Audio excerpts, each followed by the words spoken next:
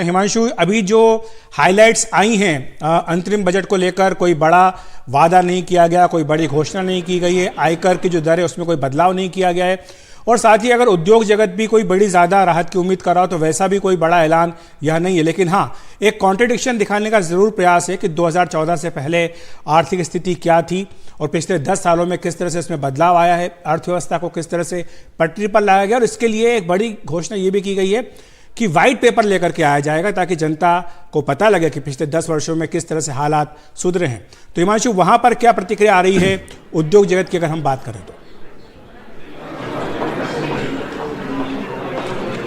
देखिए अखिलेश, दो बातें। मैं इस वक्त सीआईआई के हेडक्वार्टर में हूं और सीआईआई की तरफ से दो मुख्य सुझाव वित्त मंत्री के सामने रखे गए थे कि जो इंफ्रास्ट्रक्चर स्पेंडिंग है, जिसको आप कैपेक्स बोल सकते हैं, वो 10 लाख करोड़ से 20% बढ़ाकर 12 लाख करोड़ किया जाए, और दूसरा कि प्रधानमंत्री आवास योजना के तहत आवंटन बढ़ाया जाए।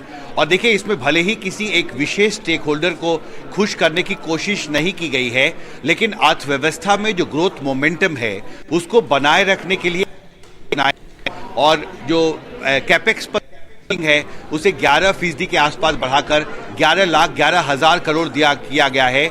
और जो ग्रामीण इलाकों में गांवों में घर बनाने का जो एक योजना है, उसके तहत भी 2 करोड़ नए घर बनाए जाएंगे। मेरे साथ सीआईआई काउंसिल के सदस्य के चेयरमैन है अंशुमन मैगजीन।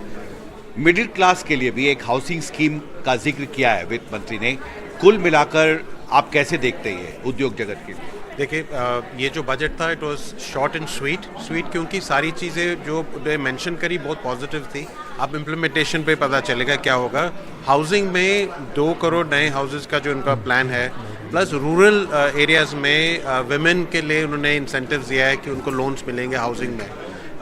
इंफ्रास्ट्रक्चर की जो स्पेंडिंग आप बात कर रहे हैं, दैट्स अ मेजर थिंग, क्योंकि the economy runs on money supply. तो जितना अभी भी आप देखें ग्रोथ है इस गवर्नमेंट पब्लिक एक्सपेंडिचर जो कि हमारी economy it's positive. No doubt private investment को कैसे एनकरेज किया जाए, hopefully next few months that will come out. Tourism पे बात करी which is very very important. Rental housing एक ये टॉपिक है जिस पे काफ़ी टाइम से बात चल रही है। FM mention about rental housing, because सारी जो शॉर्टेज ऑफ हाउसिंग है वो सिर्फ लोग खरीद के नहीं उसको वो कर सकते हैं। You need to allow rental housing also. तो उन्होंने मेंशन करी। न्यू एयरपोर्ट्स की बात करी। तो जो इंफ्रास्ट्रक्चर साइड में जो इतने भी अनाउंसमेंट्स है दे were very good.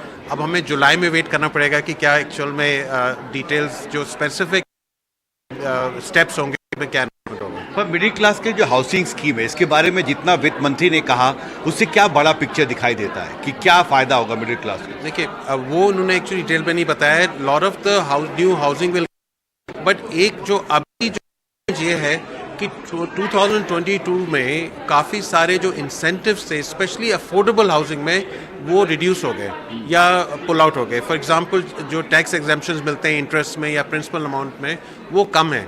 Cost of housing is gone up, cost of land of money, mortgage rates have gone up, लेकिन उसका इंडेक्सेशन नहीं हुआ जो इंसेंटिव्स में। So we are hoping that going forward वो इंसेंटिव मिलेगा so that there is demand stimulation जो कि सिर्फ आ सकती है अगर टैक्सेशन जो जितने भी जो सब्सिडीज उसे कम करें।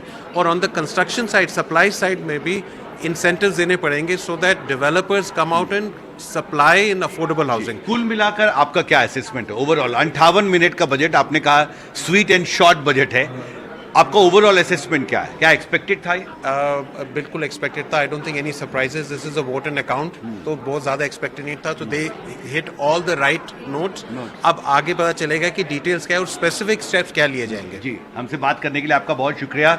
तो अखिलेश, आपने देखा कि इस बजट में मुझे लगा कि अर्थव्यवस्था में जो ग्रोथ मोमेंटम है, जिसका जिक्र आईएमएफ के वर्ल्ड इकोनॉमिक आउटलुक रिपोर्ट में कहा गया कि भारतीय अर्थव्यवस्था दुनिया की बड़ी अर्थव्यवस्थाओं में सबसे तेजी से आगे बढ़ने वाली अर्थव्यवस्था है, तो उस इकोनॉमी में ग्रोथ मोमेंटम को बनाए रखने के लिए जो कुछ ज़रूरी है अगले 3 महीने में, उसका बहुत मुझे लगता है सोच समझकर वित्त मंत्री ने फैसला किया है।